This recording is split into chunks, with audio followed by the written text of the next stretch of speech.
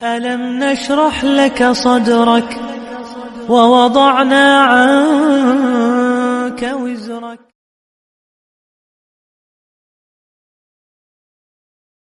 آل إبراهيم إنك حميد مجيد. أعوذ بالله السميع العليم من الشيطان الرجيم من همزه ونفخه ونفثه. بسم الله الرحمن الرحيم. والذين يدعون ربهم خوفا وطمعا ومما رزقناهم ينفقون. رب اشرح لي صدري ويسر لي أمري واحلل عقدة من لساني يفقهوا قولي. سبحانك لا علم لنا إلا ما علمتنا إنك أنت العليم الحكيم. احباب دین وقار، اللہ رب العزت نے قرآن مجید میں یہ ارشاد فرمایا ہے کہ اہل ایمان اپنے رب کو بلاتے ہیں، اس سے تعلق قائم رکھتے ہیں، اس کے ساتھ جڑتے ہیں دو بنیادوں پر۔ ایک، ان کے دلوں میں اللہ کے عذاب اور اس کی پکڑ کا خوف ہوتا ہے، اور دوسرا اللہ کی رحمت کی امید ہوتی ہے۔ یہ دو چیزیں ایسی ہیں جن کی بنیاد پر ایک مسلمان کا اللہ کے ساتھ تعلق قائم ہوتا ہے۔ وہ اتنا اللہ کے خوف سے اور اللہ کے عذاب سے بے خوف بھی نہیں ہوتا کہ دنیا میں مگن ہو جائے، اور ایسی امیدیں بھی اللہ سے نہیں مانگتا، ایسی امیدیں اور توقعات بھی قائم نہیں کرتا کہ اسے اعمال کی ضرورت بھی نہ پڑے۔ اللہ کے نبی علیہ السلام کی حدیث ہے، الکیس من دان نفسہ، کیس وہ ہے، سمجھدار انسان وہ ہے جو انسان اپنا محاسبہ خود کرتا ہے، اسے اپنے اعمال کا اور اپنے بارے میں اسے علم ہوتا ہے، میرے اعمال کیسے ہیں، میں اللہ کو کتنا راضی کر رہا ہوں اور کس حد تک میں نے اللہ کو ناراض کر رکھا ہے۔ وَالْعَاجِزُ مَنْ أَتْبَعَ نَفْسَهُ هَوَاهَا، عاجز انسان وہ ہے جو اپنی خواہشات پرستی کرتا رہتا ہے، جو دل میں آیا کر گزرا، وَتَمَنَّا عَلَى اللَّهِ، اور اللہ پہ امیدیں قائم رکھتا ہے کہ میرا اللہ غفور الرحیم ہے، میرا رب مجھے معاف کر دے گا۔ یہ عاجز انسان ہے، یہ سمجھدار انسان نہیں ہے۔ سمجھدار انسان کی علامت یہی ہے کہ اسے اللہ سے امید بھی ہوتی ہے اور اللہ کا خوف بھی ہوتا ہے۔ امید اللہ کی رحمت کی، اگر یہ امید ٹوٹ جائے، اللہ کی رحمت کی انسان کو امید نہ ہو، تو کوئی انسان بھی اپنے اعمال کی وجہ سے جنت میں نہیں جا سکتا۔ حدیث میں آتا ہے، نبی علیہ السلام نے ارشاد فرمایا، صحیح البخاری کی حدیث ہے، آپ صلی اللہ علیہ وسلم فرماتے ہیں کہ کوئی انسان بھی یوم قیامت کو اپنے اعمال کی وجہ سے جنت میں نہیں جائے گا. جو انسان بھی جنت میں جائے گا وہ اللہ کی رحمت کی وجہ سے جنت میں جائے گا.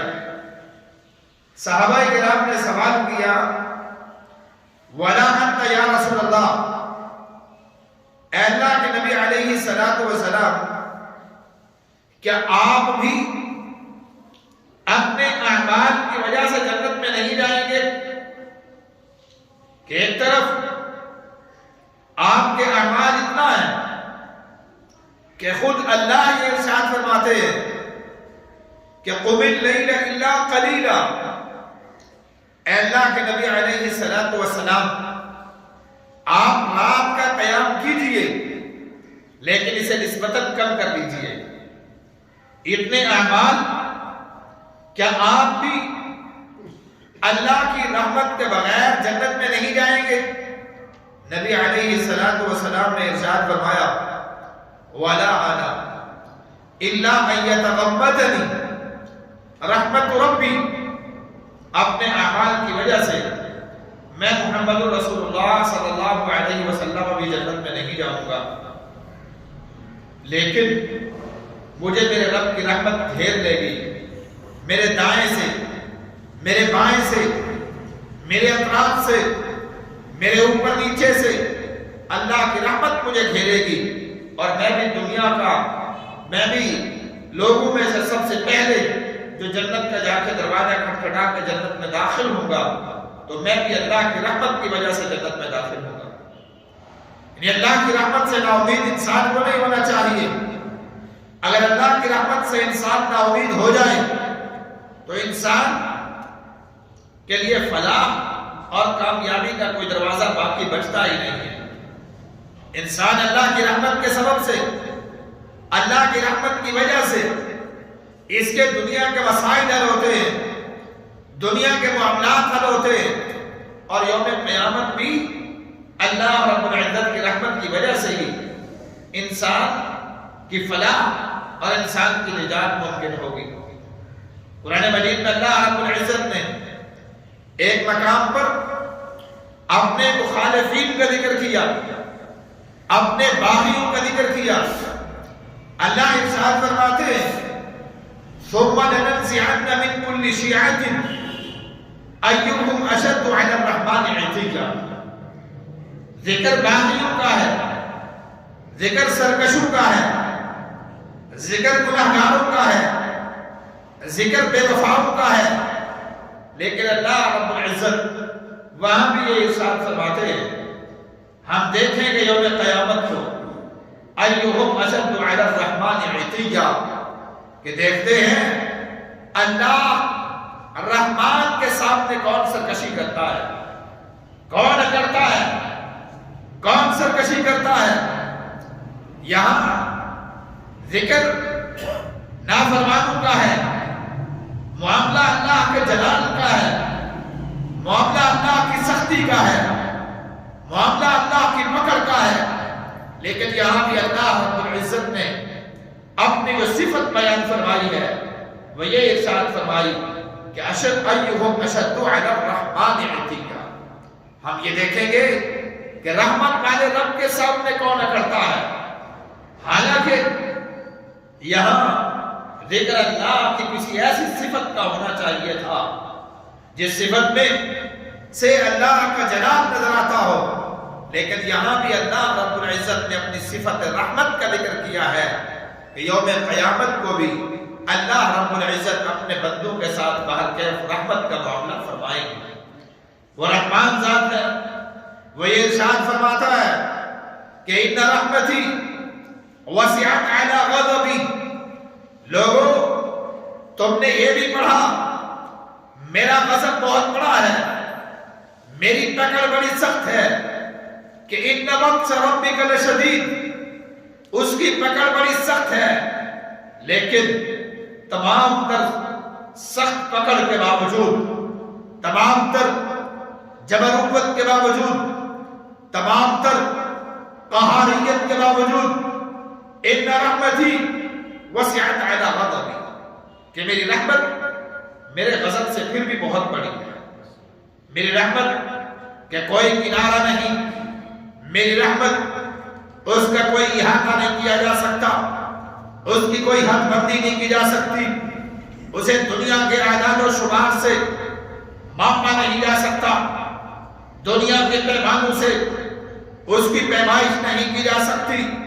ان رحمتی وسعت علی غضبی، لوگوں میری رحمت میرے غضب سے بہت بڑی ہے، میری رحمت اس کا کوئی کنارہ نہیں ہے۔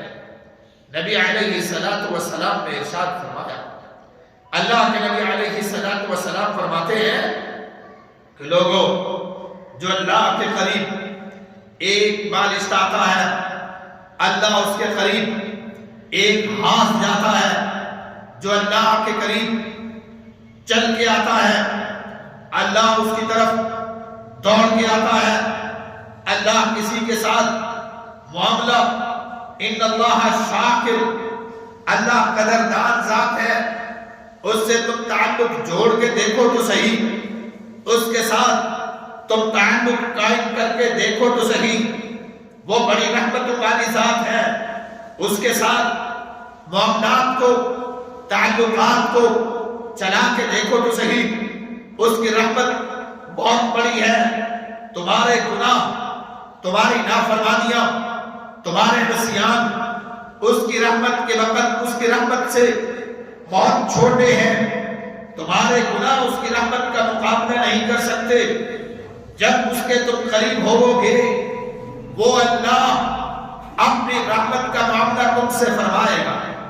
اللہ نے ایک اور مقام پر نافرمانوں کا ذکر کیا، اللہ رب العزت ارشاد فرماتے ہیں قرآن مجید میں، وہ لوگ جو اللہ کی رحمت سے، جو لوگ اللہ سے، اللہ کے ساتھ اسراف کرتے ہیں، اسرفوا علی انفسہم، جو اپنے نفسوں پہ ظلم کرتے ہیں، ایسے لوگ جو لوگ اپنے نفسوں پہ ظلم کر بیٹھتے ہیں، ظلم کر بیٹھے، اللہ کے نافرمان ہو گئے، اللہ کو ناراض کر بیٹھے، اے جناب رسول اللہ صلی اللہ علیہ وسلم انہی نافرمانوں سے کہیے، اسرفوا علی انفسہم، جنہوں نے اپنے نفسوں پہ ظلم کیا، اللہ کو ناراض کیا، ان سے کہیے کہ لا تقنطوا من رحمت اللہ، کہ تم بھی اللہ کی رحمت سے نا امید مت ہو، تمہیں بھی اللہ کی رحمت تمہیں بھی اللہ کی رحمت ڈھانپ سکتی ہے، تمہیں بھی اللہ کی رحمت کے سائے تلے تم بھی آ سکتے ہو، لیکن شرط یہ ہے کہ کوئی انسان اللہ کی رحمت کا متلاشی بنے تو سے۔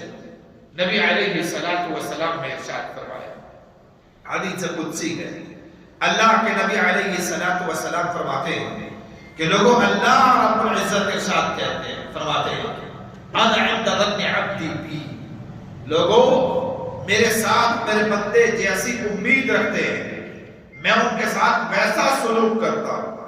اگر کوئی بندہ یہ سمجھتا ہے کہ میرا رب رحمت والا ہے، میرا رب میرے اوپر رحم کرے گا، میرے گناہوں کو معاف کر دے گا، میرے معاملات میں بہتری کرے گا، اگر کوئی انسان یہ سمجھتا ہے، اگر کوئی بندہ اللہ کے بارے میں امید خیر رکھتا ہے، رحمت کی امید رکھتا ہے، تو اللہ رب العزت ایسے بندوں کو ضرور رحمت اس کے ساتھ فرمائے گی۔ انا عند ظن عبدی بی، میرا بندہ میرے ساتھ جیسا گمان کرتا ہے میں اس اپنے بندے کے ساتھ ویسا سلوک کرتا ہوں۔ یہ نہیں ہے کہ انسان اللہ سے رحمت کا گمان ہی نہ کرے، اللہ رحمت کا معاملہ کر دے، نہیں، تمہیں یہ چاہیے کہ تم اللہ کی سے رحمت کی امید رکھو۔ حدیث میں آتا ہے ایک صحابی سے نبی علیہ السلام نے سنا، وہ ایک دعا کر رہے تھے، کہہ رہے تھے اللہم ارحمنی و محمدا ولا ترحم معنا احدا۔ صحابی جمعہ کے دوران بات نہیں کریں، بات کرنے سے جمعہ کا ثواب ضائع ہو جاتا ہے، خطیب بھی اس کا ذہن بھی منتشر ہوتا ہے، اس کا گناہ بھی بات کرنے والا اپنے ذمے لے لیتا ہے۔ ایک صحابی کو اللہ کے نبی علیہ السلام نے دیکھا، الفاظ سنے، وہ صحابی دعا کر رہا ہے، کن الفاظ کے ساتھ؟ کہہ رہا ہے اللہم ارحمنی و محمد، اے اللہ میرے ساتھ میرے اوپر رحمت کر اور میرے ساتھ جناب محمد رسول اللہ صلی اللہ علیہ وسلم پر بھی رحمت کر، ولا ترحم معنا احدا، ہم دو کے علاوہ کسی پہ رحم نہ کر، یعنی اس اعزاز میں ہمارے ساتھ کسی کو شریک نہ کر۔ یہ اعزاز ہے کہ جس کے ساتھ اللہ شفقت کرے، جس کے اوپر اللہ رحم کرے، یہ اعزاز مجھے نصیب کر اور میرے ساتھ اللہ کے نبی علیہ السلام کے بارے میں کہتا ہے انہیں عنایت کر، ہمارے ساتھ اس میں کسی اور کو شریک نہ کر۔ یہ الفاظ اللہ کے نبی علیہ السلام کے کانوں میں پڑے۔ نبی علیہ السلام نے فرمایا لقد حجت الواسعہ، اللہ کے بندے تو نے ایک بڑی وسیع چیز کو، ایک بہت بڑی وسیع چیز کو تو نے بڑا تنگ کر دیا ہے۔ یہ تو اللہ کی رحمت بڑی وسیع ہے، اس کی رحمت ساری کائنات کو گھیر لے، پھر بھی اس کی رحمت مجھ سے بھی زیادہ وسیع ہے، ساری کائنات کو بخش دے، اس کی رحمت پھر بھی بڑی ہے، ساری کائنات کے گناہوں کو معاف کر دے، اس کی رحمت پھر بھی بڑی ہے۔ اللہ رب العزت ارشاد فرماتے ہیں ما یفعل اللہ بعذابکم، لوگوں اللہ کو کیا فائدہ ملے گا تمہیں عذاب دے کر، تمہیں اللہ کو عذاب دے کر، تمہیں عذاب دے کر اللہ کو کیا فائدہ پہنچے گا؟ اس کی رحمت بڑی ہے، اس کی رحمت کا کوئی خزانہ، اس کی رحمت کا کوئی کنارہ نہیں ہے۔ حضرات میں نے جو آیت پڑھی اس میں بھی اللہ رب العزت ارشاد یہی فرماتے ہیں کہ اللہ رب العزت فرماتے ہیں والذین یدعون ربهم خوفا وطمعا، مومنوں کو اللہ کے ساتھ جوڑنے والی دو بنیادی چیزیں ہیں، اور ان دو بنیادی چیزوں میں سے ایک چیز ہے کہ مومن کو اللہ کی رحمت پہ امید ہوتی ہے، کہ جس کے ساتھ انسان کو یہ امید ہو کہ یہ میرے ساتھ شفقت کرے گا، انسان اس کے ساتھ اپنے تعلق کو مزید مضبوط کرنا چاہتا ہے، جس کے بارے میں انسان کا خیال یہ ہو کہ یہ میرے ساتھ رحم کا معاملہ کرے گا، انسان یہ چاہتا ہے اس کے ساتھ میرا تعلق جڑا رہے، اس کے ساتھ میرا تعلق قائم رہے۔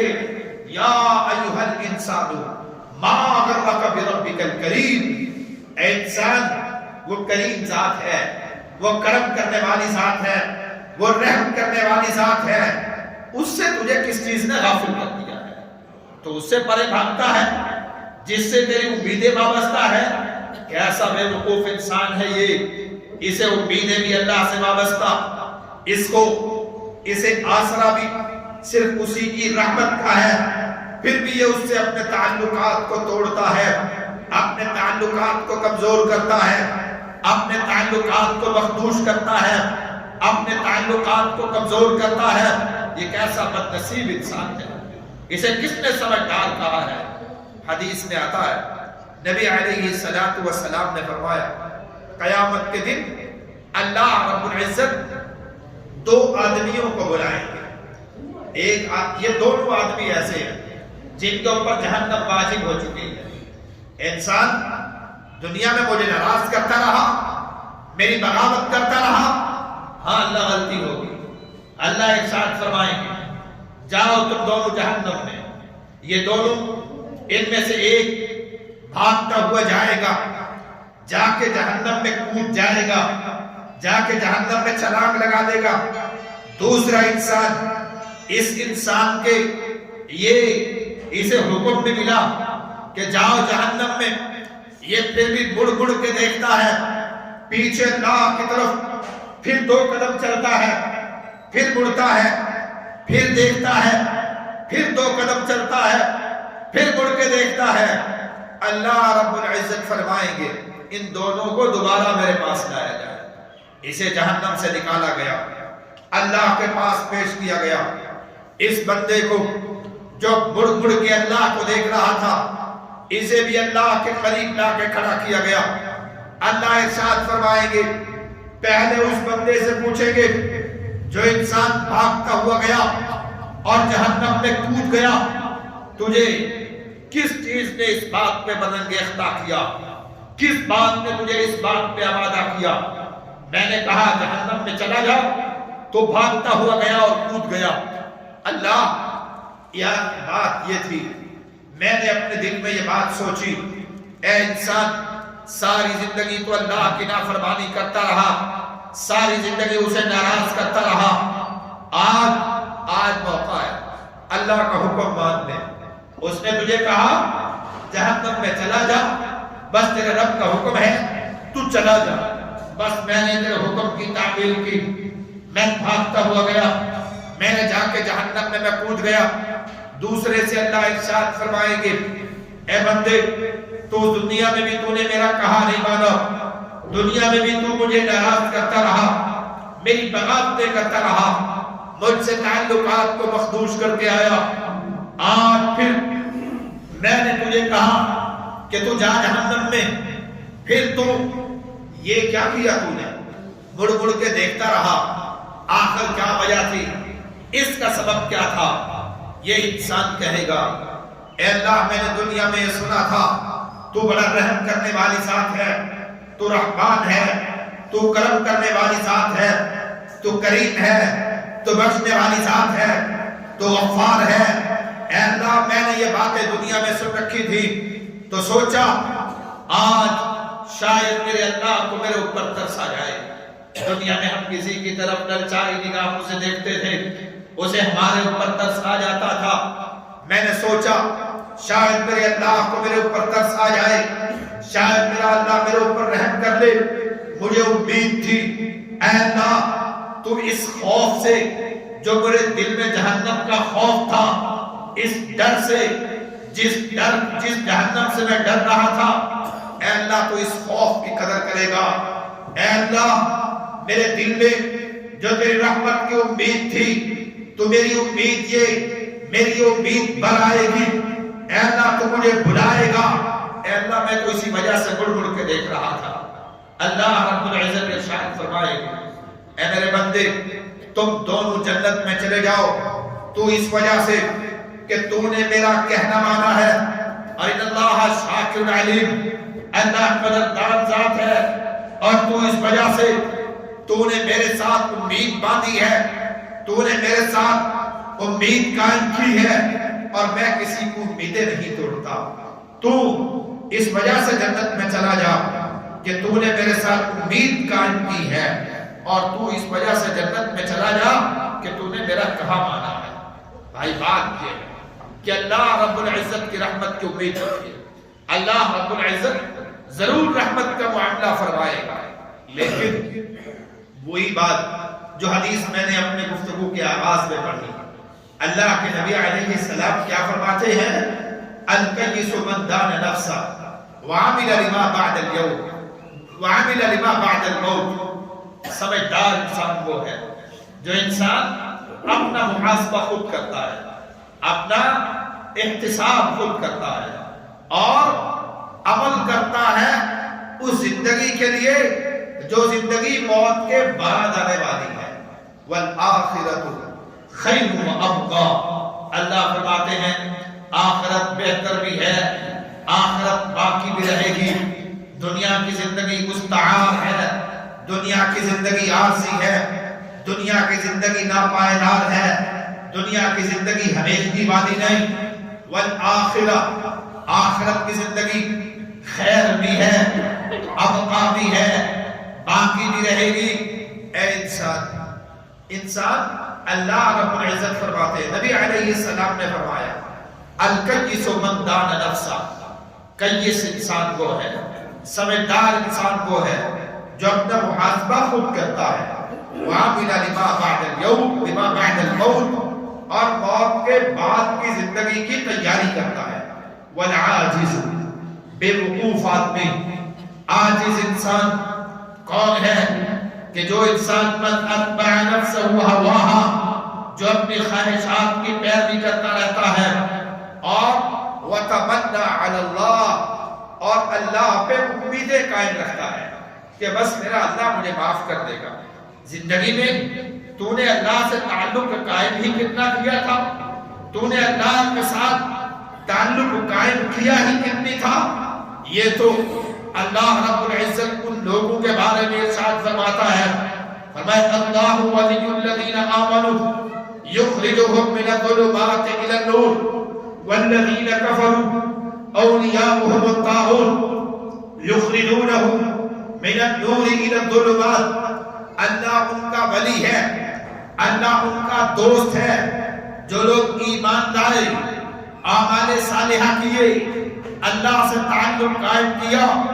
اللہ ولی الذین آمنوا یخرجهم من الظلمات الى النور، اللہ ایسے لوگوں کو ضلالت کی گمراہی سے، ظلمات سے نکالتا ہے نور کی طرف۔ یہ جو ظلمات سے نور کی طرف نکالتا ہے، اندھیروں سے روشنیوں کی طرف کا جو راستہ دکھاتا ہے، اللہ ان لوگوں کو دکھاتا ہے جن لوگوں کا اللہ کے ساتھ تعلق قائم ہوتا ہے، اور جن لوگوں کا اللہ کے ساتھ تعلق نہیں، جن کے اولیاء طاغوت ہیں۔ والذین کفروا اولیاءهم الطاغوت، جو اپنا تعلق شیطان کے ساتھ جوڑتے ہیں، شیطان کی دشمنی کو دشمن نہیں سمجھتے، شیطان سے تعلق قائم کرتے ہیں، شیطان سے دوستی لگاتے ہیں، شیطان کا کہنا مانتے ہیں، وہ لوگ یخرجونہم من النور الی الظلمات، شیطان تو انہیں اندھیروں کی طرف دھکیلتا ہے، روشنی سے انہیں نکالتا ہے۔ میرے بھائی، یہ اللہ کے اوپر خالی تمنائیں، اللہ کے اوپر یہ خالی اللہ کے اوپر امیدیں، یہ فائدہ مند نہیں ہے۔ فائدہ اس وقت ہوگا ان امیدوں کا جب ہمارا تعلق بھی اللہ کے ساتھ مضبوط ہوگا۔ غور کیجئے، اللہ نے جہاں اپنی صفت یہ بیان فرمائی ہے کہ اللہ رب العزت غفور الرحیم ہے، بخشنے والا ہے، رحم کرنے والا ہے، اسی اللہ نے یہ بھی اپنی صفت بیان فرمائی ہے، ان اللہ شدید العقاب، اللہ سخت عذاب دینے والا بھی ہے۔ جس اللہ نے اپنی صفت یہ بیان کی ہے کہ میری رحمت وسیع ہے، اسی اللہ نے یہ بھی ارشاد فرمایا ہے کہ ان بطش ربک لشدید، میری پکڑ بھی بڑی سخت ہے۔ جس اللہ نے یہ کہا ہے قابل التوب، اس کے بالکل متصل یہ بھی کہا شدید العقاب، وہ قابل التوب بھی ہے، وہ غافر الذنب بھی ہے، وہ شدید العقاب بھی ہے۔ انسان کامیاب وہ ہے جو ہر اعتبار سے اپنے آپ کو مومن ثابت کرے، صرف اللہ کی رحمت پر ایمان ہو، اس کی پکڑ پہ ایمان نہ ہو۔ اللہ انصاف کرنے والی ذات ہے، اللہ انصاف کرنے والی ذات ہے۔ یہ نہیں ہے کہ اللہ رب العزت یوم قیامت کو گناہگار کے ساتھ بھی وہی معاملہ کرے، نیکوکار کے ساتھ بھی وہی معاملہ کرے، عادل کے ساتھ بھی وہی معاملہ ہو، ظالم کے ساتھ بھی وہی معاملہ ہو، اپنے باغی کے ساتھ بھی وہی معاملہ ہو، اپنے ولی کے ساتھ بھی وہی معاملہ ہو، اپنے دشمنوں کے ساتھ بھی وہی معاملہ ہو، اپنے دوستوں کے ساتھ بھی وہی معاملہ ہو۔ نہیں، اللہ تو ایسی انصاف کرنے والی ذات ہے جس سے بڑھ کر انصاف کرنے والا کوئی نہیں۔ حدیث میں آتا ہے، نبی علیہ السلام نے فرمایا، صحیح مسلم کی حدیث ہے، اگر کسی سینگ والی بکری نے دنیا میں کسی بغیر سینگ والی گنجی بکری کو سینگ مار دیا، قیامت کے دن ایسا میزان قائم کیا جائے گا، ایسا عدل نافذ کیا جائے گا کہ دنیا دنگ اور ششدر رہ جائے گی۔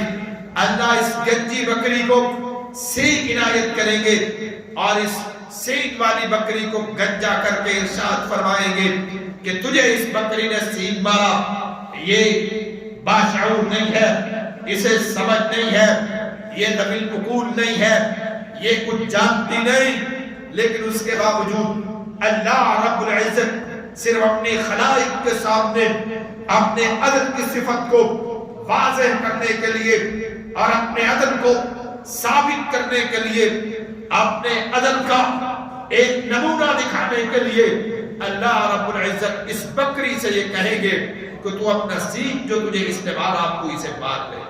حضرات، یہ اتنا عدل کا نظام یہ یوم آخرت کو ہوگا۔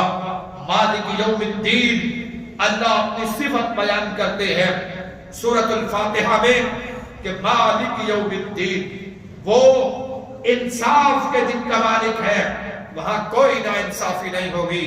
अल्लाह रब्बुल इज्जत भी इंसाफ करेंगे। और ऐसे में हमारा जो बुनियादी फरीजा है वो यही है कि अपनी वुसअत तक, जहां तक इंसान की ताकत हो, अल्लाह को राजी करता रहे। और अल्लाह के इनामात, अल्लाह की नेमतों का ये इंसान हक अदा नहीं कर सकता, चाहे रात दिन ये इबादत करता रहे। जिस तरह के हदीस में आता है 90 साल की इबादत करने वाला एक आबिद यौम क़यामत को लाया जाएगा। ये इंसान अल्लाह इससे फरमाएंगे, देखता हद निगाह तेरी नेकियां ही नेकियां, जा तुम मेरी रहमत की वजह से जन्नत में चला जा। ये कहेगा अल्लाह 90 साल मैंने तेरी इबादतें की, मिंबर मेहराबों में मैं गुजर रहा, रात को मैंने तेरी इबादत करता रहा, दिन को मैं रोजे रखता रहा, कुरान मजीद की तिलावतें करता रहा, तेरी दीन की सरबुलंदी के लिए काम करता रहा, एक पलक झपकने की मिक़दार मैंने तेरी नाफरमानी नहीं की। ऐ अल्लाह आज अगर मैं तेरी रहमत की वजह से जन्नत में जा रहा हूँ, मेरे आमाल कहाँ है, मेरी हसनात कहाँ है, मेरी नेकियां कहाँ है?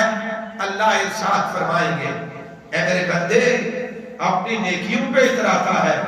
फरिश्तों से कहा जाएगा इसके सारी की सारी 90 साल की इबादतें एक पलड़े में रख दीजिए। अल्लाह रब्बुल इज्जत इसकी एक आंख को निकालेंगे और उसकी एक आंख दूसरे पलड़े में रख के इसको जब तोला जाएगा, इसकी नेकियों का पल्ला ऊपर उठ जाएगा, इसके अल्लाह की एक नेमत का पल्ला झुक जाएगा। ऐ इंसान, तू अल्लाह की नेमतों का अगर हक अदा करना चाहे, तेरे बस में नहीं, तेरी इस्तिताअत में नहीं, तो क़याम करता है। ये क़याम करने के लिए टांगे तुझे किसने दी? क़याम करने की ताकत तुझे किसने बख्शी? तू रोजा रखता है। भूख बर्दाश्त करने की ताकत तुझे किसने दी? तो कुरान की तिलावत करता है। तेरी जुबान के तकल्लुम की तौफीक तुझे किसने दी? तो इबादतें करता है। इबादत करने की तौफीक तुझे किसने दी? तो सजदा करता है। तेरे कब्र के अंदर ये खम, ये बेहतरीन बैरिंग, ये किसने फिट किए? कहां से आए? ये तौफीकें कहां से मिली? ये ताकतें किसने दी? हम तो ये कर देगा, जाके जिहाद करेगा, अपनी जान को कुर्बान कर देगा, जान अल्लाह के सपुर्द कर देगा। ये जान दी हुई तो उसी की थी। अगर तू जान भी दे दे, बदला ये किसने दी थी? क्या तूने एहसान किया अल्लाह पे? तूने जान दे दी अल्लाह को। ये जान दी हुई तो उसी की थी। हम तो ये है कि हक अदा न हुआ। मेरे भाई, अपनी ताकत तलक हम अल्लाह से ताल्लुक कायम किए रखे और उसके बाद फिर हमारा ये ईमान आ जाए कि अल्लाह तो रहम करने वाली जात है। ऐ अल्लाह, तेरी इतनी नेमतों से हम मुस्तफीद होते रहे, तेरी इतनी नेमतों से हम बहरावर हुए, तूने इतने एहसानात किए मेरे मालिक, फिर हमसे ये हो सका है। बस ये नमाजें हैं हमारी टूटी, ये रोजे हैं, ये अल्लाह मसावात, अल्लाह ये हमारी टूटी फूटी नेकियां। रब्बना तक़ब्बल मिन्ना इन्नका अंतस समीउल अलीम। मेरे मालिक, हमसे ये हो सकता था, अल्लाह हमसे सिर्फ इतना हो सकता था, सो हमने कर लिया। मेरे मालिक, बहुत कुछ हमने तेरी नाफरमानियां भी की, हमने तुझे नाराज भी किया, लेकिन मेरे मालिक तू गफूरुर रहीम है। अल्लाह, हमसे ये हो चुका, हमने वो कर दिया, आगे अल्लाह तू रहम कर। एक इंसान कुछ भी न करे, फिर उसकी रहमत का आसरा ये इसे सेब नहीं देता। तक़ब्बल के अल्फाज हैं, अल्लाह तक़ब्बल कहते हैं।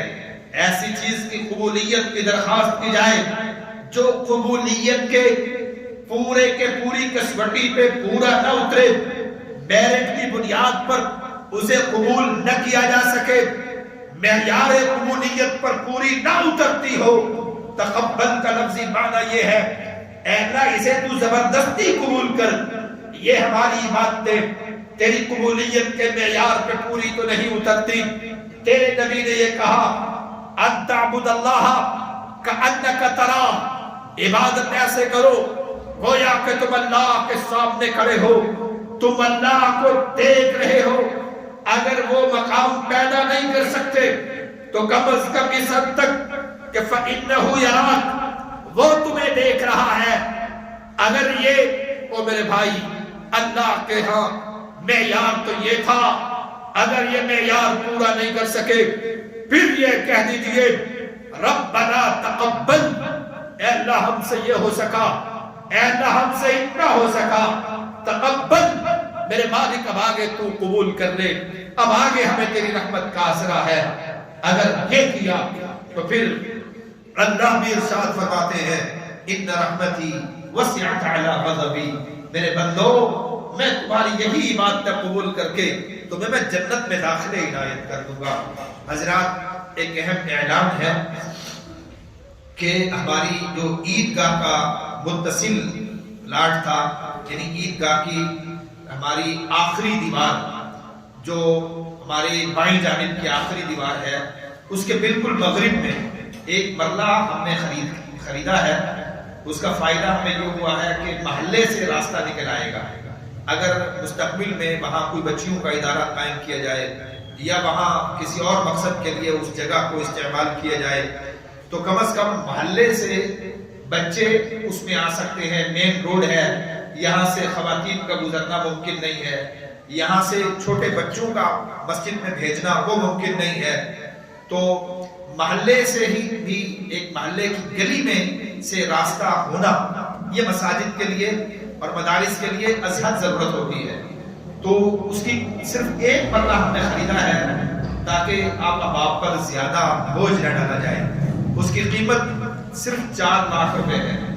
4 لاکھ کا مطلب یہ ہے کہ اگر آپ میں سے صرف 20 افراد بھی 20-20 ہزار روپے دے دیں تو وہ 4 لاکھ روپے بن جائے گا، اور یہ صدقہ جاریہ ہے، یعنی جب تک وہ رستہ استعمال ہوتا رہے گا اس رستے سے گزر کر بچے آتے رہیں گے اور وہاں قرآن مجید پڑھنے کے لیے یہ نماز پڑھنے کے لیے نمازی اس رستے کو جب تک استعمال کرتے رہیں گے تو اس وقت تک اللہ رب العزت آپ کے نامہ اعمال میں اس کا اجر جاری کرتا رہے گا۔ میں اکثر ایک بات کہا کرتا ہوں، اللہ ہمیں توفیق دے، آپ یا میں یا ہم سب من حیث القوم ایک چیز ذہن نشین رکھیں، ہم اپنے فوت شدگان کے لیے کتنا نیکیاں کرتے ہیں، کتنا خرچ کرتے ہیں، تو یہ بھی دنیا کا ایک قرض ہے۔ ہمارے پیچھے ہماری اولادیں بھی اتنا ہی خرچ کریں گی جتنا آج ہم اپنے بزرگوں کے لیے خرچ کر رہے ہیں، ہمارے مرنے کے بعد بھی اتنا ہی خرچ کیا جائے گا۔ اور مستقلاً جو ایک تنزلی کی طرف جا رہے ہیں، ہم پھر بھی کبھی کبھی اپنے بزرگوں کو جو دعا میں یاد کرتے ہیں، نہ معلوم ہماری اولادیں اتنا بھی کریں یا نہ کریں، تو باہر کے صرف وہی چیز ہے جو ہم اپنے ہاتھوں سے کچھ خرچ کر جائیں گے، اپنے فوت شدگان کے لیے بھی، اپنے لیے بھی۔ یہ 4 لاکھ روپے کی رقم ہے، ہر جمعہ اس کی اپیل مجھے نہ کرنی پڑے، نہ ہی یہ کوئی اچھی بات ہے کہ بعض اوقات تو کسی خطیب کے بارے میں یہ رائے ہوتی ہے کہ اس مسجد میں اگر جمعہ پڑھنے جائیں تو وہ مولوی صاحب کو چندہ مانگنا شروع کر دیتے ہیں، تو میں اپنے بارے میں باہر کے یہ رائے بھی نہیں بنانا چاہتا۔ تو میں نے آج آپ سے یہ گزارش کی ہے، یہ 4 لاکھ روپے ہے، چھوٹی سی رقم ہے، کوئی اتنی بڑی رقم نہیں ہے۔ آپ کے گھر کے قریب کہیں سے کوئی مرلہ بکنے لگ جائے 4 لاکھ روپے کا، تو ہم میں سے ہر بندے کی کوشش ہوگی کہ یار کسی نہ کسی طرح کو ادھار کر کے کچھ کر کے یہ کام کر جائے، بچوں کے کام آئے گا۔ تو یہ اللہ کے گھر کا کام ہے، کسی طرح بھی کریں، قرض لیں یا کسی بھی اعتبار سے اللہ کے لیے، دنیا کے لیے، اپنے کاموں کے لیے آپ قرض لے سکتے ہیں، تو اللہ کے لیے لینے میں بھی کوئی مذائقے کی بات نہیں ہے۔ باہر کیا یہ اللہ کے دین کا کام ہے، 4 لاکھ روپے کی رقم ہے۔ جمعہ کے بعد میں بھی یہیں حاضر ہوں گا، امیر محترم بھی ہیں، یا ہمارے دیگر ذمہ داران ساتھیوں کا بھی آپ کو پتا ہے، ثناء اللہ بھائی بیٹھے ہیں، یہ ہمارے خازن ہیں، تو آپ یا تو رقم دے دیں یا پھر کم از کم لکھوا دیں کہ میں 1 مہینے میں. تو اس میں آپ یہ بھی کر سکتے ہیں کہ اگر آپ کے پاس 20,000 روپے یک مشت نہیں ہے تو آپ یہ ہمیں لکھوا دیں کہ ہم ہر مہینے 5,000 کر کے 4 مہینوں میں اپنا 20,000 مکمل کر دیں گے. تو اس طرح کر کے کوشش کریں, اللہ آپ کو توفیق بخشے اور اس میں اخلاص کی توفیق دے اور پھر اس کو قبول فرمائے. اور پھر اس قبولیت کے بعد اللہ رب العزت یوم آخرت کو اسے بڑھا چڑھا کے ہمارے نامہ اعمال میں کر دے. وقت زیادہ ہو چکا ہے, ایک مختصر حدیث میرے ذہن میں آ رہی ہے کہ صدقے کو اللہ بڑھاتا رہتا ہے. آپ 20,000 دیں گے تو یہ 20,000 20 نہیں رہے گا. نبی علیہ السلام نے فرمایا کھجور کا ایک دانہ اگر کوئی بندہ خرچ کرتا ہے اللہ اس کو پھر بڑھاتا رہتا ہے, قیامت کے دن تک وہ بڑھتا رہتا ہے, اس کی پرورش ہوتی رہتی ہے. اور یوم آخرت کو جب وہ نامہ اعمال میں تولا جائے گا تو پھر وہ ایک کھجور کا دانہ احد پہاڑ سے بھاری ہو چکا ہوگا. ایک کھجور کا دانہ احد پہاڑ سے بھی بھاری ہو چکا ہوگا. 20,000 کے سوچ لیں کہ کتنے کھجور کے دانے آئیں گے اور وہ کتنا نامہ اعمال کا وزن ہو جائے گا. اللہ مجھے بھی توفیق بخشے, آپ کو بھی توفیق بخشے. اقول قولی ھذا استغفر اللہ لی ولکم ولسائر المسلمین.